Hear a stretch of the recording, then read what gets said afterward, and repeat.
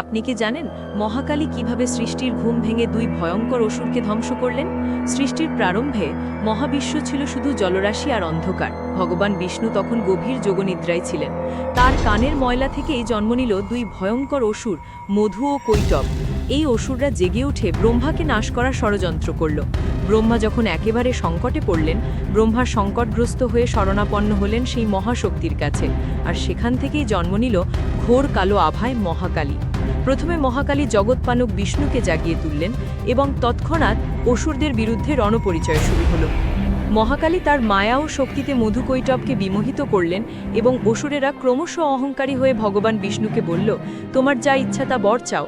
বিষ্ণু বললেন, যদি তোমরা বর দিতে ইচ্ছুক তবে আমার হাতে তোমাদের মৃত্যু হোক।